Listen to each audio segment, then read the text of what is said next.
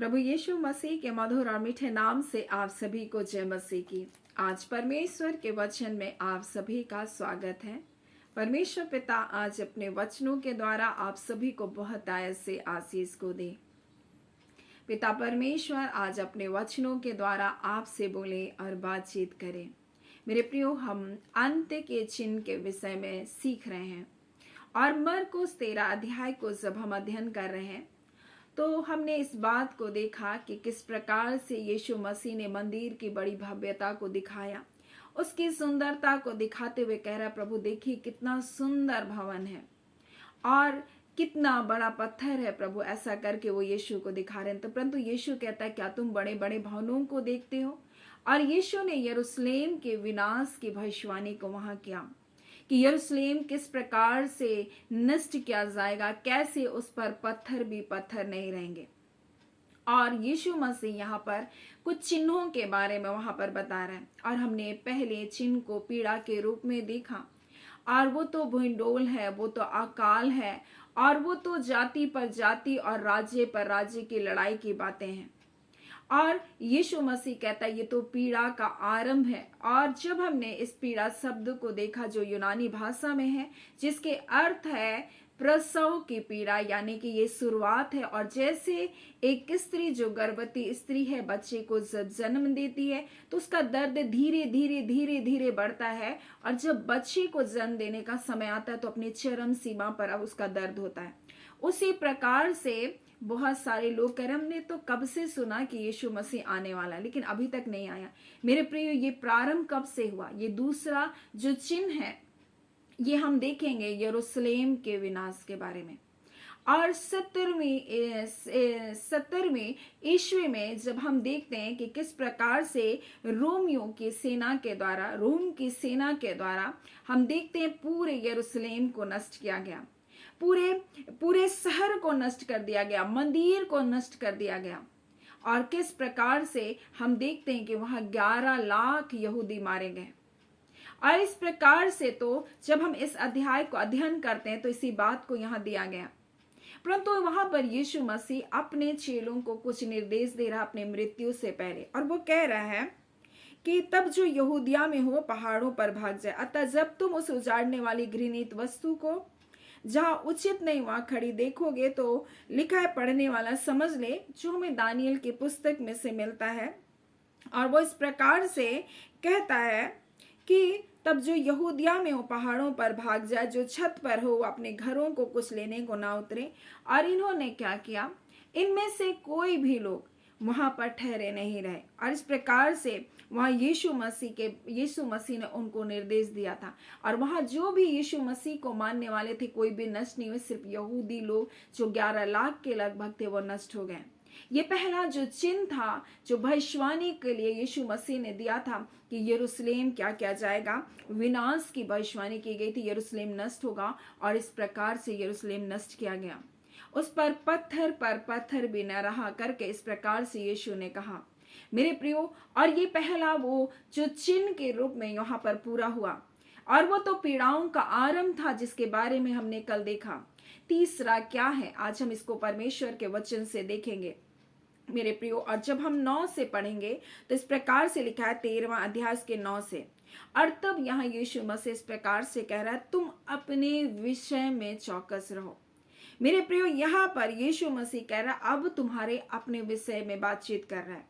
ये तो हो गई कि पृथ्वी में क्या होने वाला है, क्या पीड़ाओं का आरंभ किस प्रकार से होगा, कैसे झूठे मसीह आकर के खड़े होंगे, किस प्रकार से वो कहेंगे कि मैं वही हूँ, किस प्रकार से अफवाहें उड़ेगी कि मसीह आ चुका है, किस प्रकार से वो नाना प्रकार के अद्भुत आश्चर्यजनक कार्य को करेंगे और बहुत लोग भरमाए जाएंगे। ये तो वो पीड़ाओं का आरंभ है। परंतु हमारे विषय में भी वो क्या कहता है, वो हमारे विषय, उन चेलों के विषय में भी क्या कहता है, वो कहता है तुम अपने विषय में चौकस रहो। ना सिर्फ वो उनके लिए था परंतु आज हमारे लिए भी है। वो कह रहा है क्योंकि लोग तुम्हें महासभाओं में सौंपेंगे, तुम पंचायतों में पीटे जाओगे, मेरे कारण हाकिम और राजा के आगे खड़े किए जाओगे ताकि उनके लिए गवाही हो। और यहाँ पर जब हम देखते हैं मेरे प्रियो, तो ये जो है सताहट के बारे में, जो मनुष्य के जीवन में, जो प्रभु यीशु मसीह के मानने वाले लोग हैं उनके जीवन में ये होगा। और इसलिए कह रहा है तुम अपने विषय में तुम सचेत रहो, क्योंकि बाइबल ये कभी भी हमें नहीं बताती है कि आप प्रभु को मानते हैं तो आपके जीवन में सताहट नहीं आएगी, आपके जीवन में दुख नहीं आएगा, आपके जीवन में प्रताड़ना नहीं आएगी। लेकिन मेरे प्रियो, परमेश्वर का वचन हमें बड़ी स्पष्टता से बताता है सरकार और अधिकारियों के द्वारा तुमको क्या किया जाएगा, सताया जाएगा। क्यों कर सताया जाएगा? सरकार और अधिकारी लोग क्यों कर मसीहों के विरोध में आएंगे? इसका एक मुख्य कारण जो हमको मिलता है नीति वचन, और उसके जब हम लोग उसके 29 अध्याय उसके 27 को पढ़ेंगे तो इस प्रकार से लिखा है, धर्मी लोग कुटिल मनुष्य से घृणा करते हैं और दुष्ट जन भी सीधी चाल चलने वालों से घृणा करता है। यानी कि जब आप अन्याय में उनका साथ नहीं देंगे, यानी कि जब आप बुराई में उनका साथ नहीं देंगे, जब आप अच्छाई के कार्य में लगे रहेंगे, वो जो करप्टेड है, वो जो बुरा कार्य कर रहे हैं, वो जो नफरत कर रहे हैं, वो जो घृणा कर रहे हैं, वो कभी भी आपको पसंद नहीं करेंगे, क्योंकि आप अगर सत्यता पर चल रहे हैं। मेरे प्रियो, ज्योति और अंधकार का कोई मेल जोल नहीं है। अंधकार ज्योति को कभी भी पसंद नहीं करता, तो ज्योति भी अंधकार को नहीं पसंद करता। दोनों के बीच में यही वो लड़ाई है। और इसलिए यहाँ यीशु मसीह कह रहा, तुम अपने विषय में तुम सचेत रहो। तुम्हें वो महासभाओं में क्या करेंगे, सौंपेंगे। वो तुम्हें क्या करेंगे, पंचायतों में पीटेंगे। मेरे नाम के कारण बोलता है, राजा और हाकिमों के सामने तुम खड़े होगे और ये उन पर गवाही होगी। आप गवाह के लिए खड़े किए जाओगे, आप गवाही बनोगे मेरे प्रिय, उस समय भी आप गवाह बनोगे। और इसलिए यीशु मसीह कह रहा है, तुम मत सोचना तुमको क्या बोलना है, क्योंकि वो लिखा इस प्रकार से कहता है, और वे ले जाकर तुमको क्या करेंगे, सौंपेंगे। और पहले से चिंता ना करना कि हम क्या कहेंगे या जो कुछ तुम्हें उसी घड़ी बताया जाएगा वही कहना। कौन बताएगा? पवित्र आत्मा बताएगा। बोलने वाले तुम नहीं, परंतु पवित्र आत्मा है, वहां पर गवाही के लिए आपको खड़ा किया जाएगा। इसीलिए ये सताहट है, इसीलिए ये बातें हैं। और आपके विरुद्ध में जो अंधकार के कार्य करने वाले लोग हैं वो खड़े होंगे। ये वो सताहट है। जब हम तीसरे चिन्ह के बारे में जब हम देख रहे हैं, तो ये सरकार के द्वारा, लोग अधिकारियों के द्वारा सताहट है। और दूसरा सताहट इसी में है परिवार के द्वारा। परिवार अपने मान, अपने सम्मान के लिए, अपनी जाति, अपने घमंड के लिए, अपने अहंकार के लिए क्या करेंगे, वो आपको पकड़वाएंगे। अपने अहंकार के कारण, अपने घमंड के कारण, हो सकता है कुछ डर के कारण कि भाई तुम तो प्रभु को मान रहे हो, मैं तुम्हारे कारण मैं क्यों तकलीफ देखूं, इसलिए वो आपको क्या करेंगे, पकड़ाएंगे। और ये जो सताहट है ये परिवार के द्वारा भी होगा। और यहाँ पर ये अंत के समय के चिन्ह के रूप में है। और ये जो दो बातें हैं, जो यरूशलेम के विनाश का चिन्ह है और जो सताहट है, यीशु के चेले यीशु मसीह के समय ही उन बातों का अनुभव को उन्होंने किया। यीशु मसीह की मृत्यु के बाद इन बातों का उन्होंने अनुभव करना प्रारंभ किया। प्रेरितों के काम को जब आप पढ़ते हैं तो देखिए, आप उन्हें जेल खानों में डाल दिया गया, उनको अधिकारियों के सामने खड़ा किया गया। उन्होंने यरूशलेम को उस विनाश की दशा में उन्होंने देखा। और ये तो उस समय उन पीड़ाओं का आरंभ हो गया। ये वो चिन्ह थे जो उस समय पूरे हो गए, और ये चिन्ह अब भी लगातार बना है कि हम उन सताहट से होकर आज भी गुजर रहे हैं। परंतु क्या यीशु मसीह आ जाएगा? क्या यीशु मसीह कह रहा है, ये तो आरंभ है, क्या यीशु मसीह आ जाएगा? कब आएगा यीशु मसीह? एक सवाल हमारे अंदर है।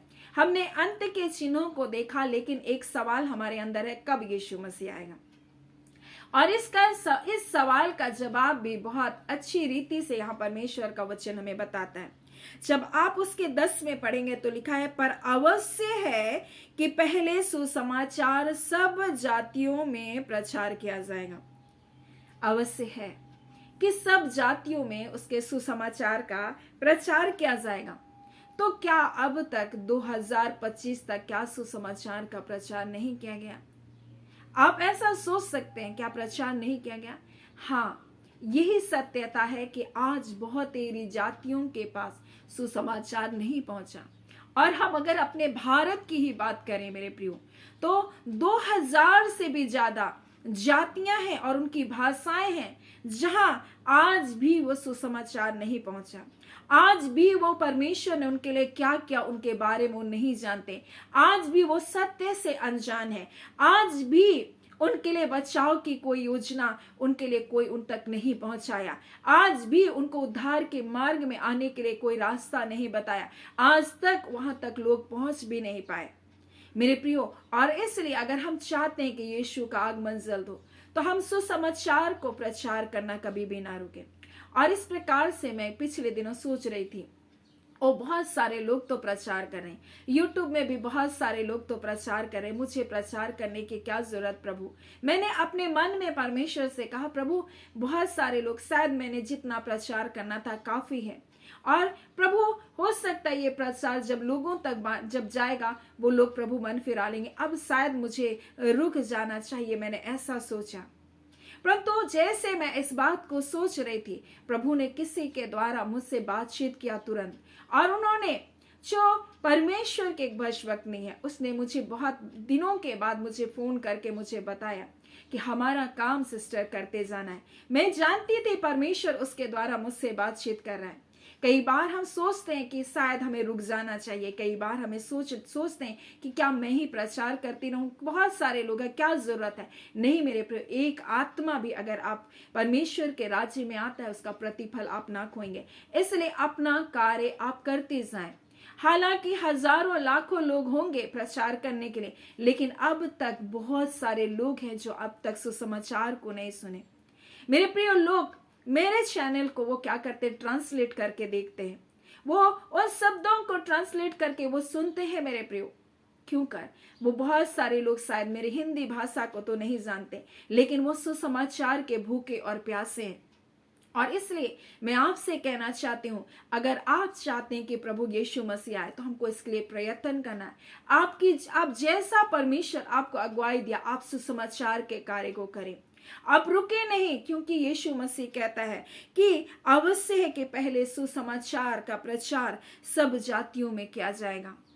और मेरे प्रियो, इसलिए आज हमें अपने कार्य को करते जाना। और यीशु मसीह ने वहां यरूशलेम के विनाश को और उन प्रताड़नाओं को सुसमाचार को फैलाने के लिए क्या क्या इस्तेमाल किया। और जैसे यरूशलेम का वहां विनाश हुआ मेरे प्रियो, लोग तितर बितर हो गए, और जहां कहीं भी हो गए, प्रताड़नाओं को परमेश्वर ने इस्तेमाल किया और प्रताड़ित किए गए। और जब ये प्रताड़ना, ये दुख, ये तकलीफ जब आया, वो फैल गए इधर उधर, और उन्होंने प्रचार कार्य को करना प्रारंभ किया। आज मेरे प्रिय, हो सकता है कि हमारे जीवन में कुछ प्रताड़नाएं हो, हम भी अपने परिवार में प्रताड़नाओं का सामना करें। हो सकता है हम अपने ऑफिस में, अपने कार्यालयों में मसीह होने के कारण सताए जा रहे, लेकिन मेरे प्रिय, ये प्रताड़नाओं को परमेश्वर आपके लिए बढ़ने के लिए इस्तेमाल करेगा, परमेश्वर के राज्य को फैलाने के लिए परमेश्वर इस्तेमाल करेगा।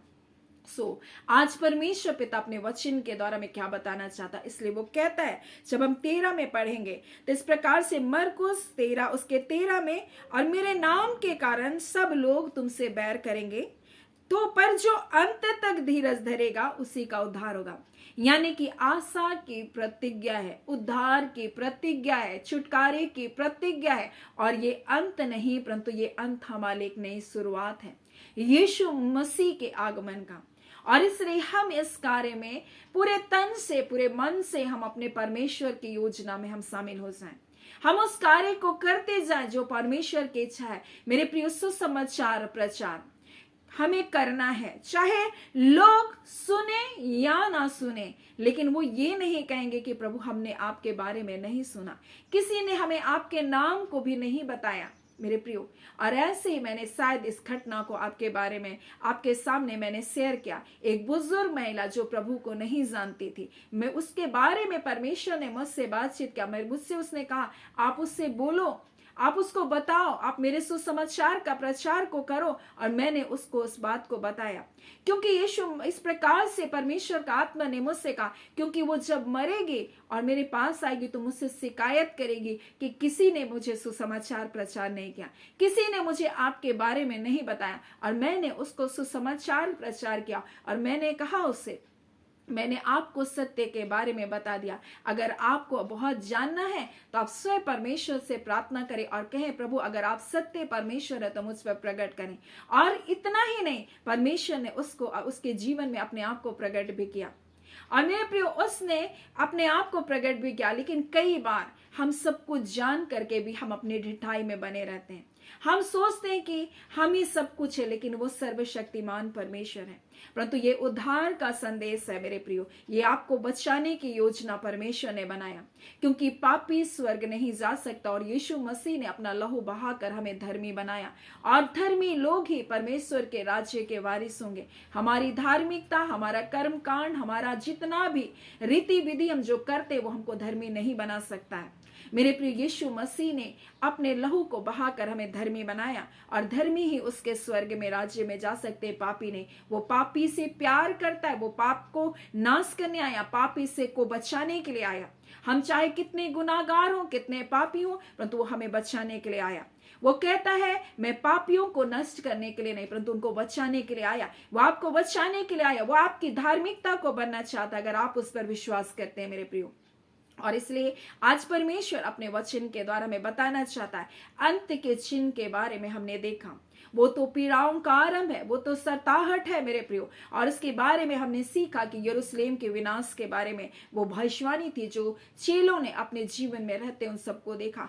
और आज हम उन पीड़ाओं के उन अंतिम चरण में हम पहुंचे। हम नहीं जानते किस प्रकार से प्रभु यीशु मसीह आएगा, लेकिन हम इतना जानते कि वो निश्चय करके वो आएगा, क्योंकि यीशु के चेले ने इस बात को अपने जीवन में अनुभव कैसे मार खाते हुए, प्रताड़नाओं में, तेल में, उबलते तेल में, खौलते तेल में डाले जाने पर भी उन्होंने अपने विश्वास को नहीं छोड़ा। मेरे प्रियो, आज हम क्या कर रहे हैं? आज हमारा जीवन कैसा है? क्या आज हम ठंडे और कुनकुने पड़े हैं? हम सोच रहे हैं कि बस ये सब ऐसे ही होता रहेगा, ऐसा ही चलता रहेगा? नहीं मेरे प्रियो, परमेश्वर ने कार्य, एक जिम्मेदारी हमें दिया है और हमें उस कार्य को करते चले जाना है। सो परमेश्वर पिता इन वचनों के द्वारा हम सभी के जीवन को बहुत ऐसे आशीष को दे, क्योंकि हमारे लिए एक उत्तम आशा है। ये अंत नहीं, परंतु हमारे लिए एक नए जीवन की शुरुआत है जो यीशु मसीह हमें देने के लिए आने वाला है। सो परमेश्वर पिता आपको आशीष दे। आमीन। आइए हम प्रार्थना करेंगे। धन्यवाद देते हैं जीवते सच्चे सामर्थ्य पिता परमेश्वर, हम प्रभु यीशु के नाम से अब आपके पास आते हैं। हम आपका धन्यवाद करते हैं पिता परमेश्वर, आपने मरकुस 13 अध्याय को परमेश्वर पिता 9 से लेकर परमेश्वर पिता 23 तक प्रभु जी अध्ययन करने में आपने सहायता को किया। आपके उस योजना को परमेश्वर प्रभु, उन कार्य को जो आने वाले समय में होने वाला आपने हमारे जीवन के लिए प्रकट किया था प्रभु। आज पिता ये हमारे जीवन में हमें, हाँ पिता, हमें भ्रमित होने से, हमें ठगे जाने से, हमें भटकने से, हमें डरने से, हमें घबराने से और संसार में परमेश्वर पिता, हाँ पिता परमेश्वर, गिरने से प्रभु जी हमें बचाने के लिए आपने दिया, ताकि हम उस उत्तम आशा को जो आपने दिया वो स्वर्गीय राज्य में हम प्रवेश कर सके। खुदान परमेश्वर, हम आपका धन्यवाद है पिता। हाँ खुदान परमेश्वर, आपने पहले से पहले हमें सब कुछ बताया। हम धन्यवाद है खुदान परमेश्वर, और ये वचन हम में से हर एक को परमेश्वर प्रभु जी आपके विश्वास में, आपके प्रेम में, आप पर भरोसा रखने में दृढ़ और मजबूत करे। हम किसी भी व्यर्थ बातों से, किसी अफवाह से, किसी भी प्रकार के झूठे प्रचार से हम भ्रमित ना हो, हम भटकाए ना जाए, हम उछाले ना जाए इधर उधर खुदान परमेश्वर, परंतु आपके आगमन के लिए परमेश्वर हम तैयार होते चले जाएं। खुदान परमेश्वर पिता, हम आपका धन्यवाद देते हैं पिता। इस समय जितने लोग अगर रोग दुख बीमारी में है, तकलीफों में, परेशानियों में, यीशु आपके नाम के द्वारा आजाद को होने पाए। खुदान परमेश्वर, हम एक एक जनों को ब्लेस करते खुदान, आपका कल्याण, आपकी कुशलता, आपकी शांति एक एक जनों के ऊपर बनी रहने पाए। हम एक एक प्रिय परिवारों को, यूट्यूब परिवार को आपके हाथों में सौंपते हैं खुदान परमेश्वर, जो प्रतिदिन वचनों की सेवकाई में जुड़ते हैं, वह और भी आत्मिक रूप से मजबूत हो, व्यर्थ अफवाहों में, व्यर्थ पिता बातों में अपने मन को ना लगाने पाए, परंतु आपके वचन में परमेश्वर स्थिरता से बने रहने का अनुग्रह दीजिए। धन्यवाद पिता परमेश्वर प्रभु जी, इस अंतिम समय में परमेश्वर, अंतिम घड़ी में जब हम पहुंचे खुदान परमेश्वर, हम नहीं जानते ये सब बातें कैसे किस प्रकार से होगी, परंतु खुदान एक बात को जानते हैं, आप अपने धर्म मैदाने हाथ के द्वारा अपने बच्चों को आपने थाम रखा। आपने कहा परमेश्वर प्रभु जी, तुम विश्वास के द्वारा अपने प्राणों को नष्ट होने से बचाए रखोगे। धन्यवाद पिता, आप अपने लोगों से बोला और बातचीत किया। हमें से प्रत्येक आपके हाथों में समर्पित होते हैं। हम अपने घर घराने परिवार को, कलीसिया को, अपने देश को, अपने राज्य को प्रभु जी आपके हाथों में सौंपते हैं। और विशेष करके आपके दास दासी जो आपके वचनों की सेवकाई करते हैं, आत्मा और सच्चाई से आप में स्थिरता से बने रहे प्रभु जी, और आप में बढ़ते चले जाएं। धन्यवाद पिता परमेश्वर, हम सब आपके हाथों में समर्पित होते हुए धन्यवाद के साथ प्रार्थना यीशु के नाम से मांगते, दया सुने, अनुग्रह से ग्रहण कर लीजिएगा। आमीन। परमेश्वर पिता आप सभी को बहुत ऐसे आशीष को दे। आमीन।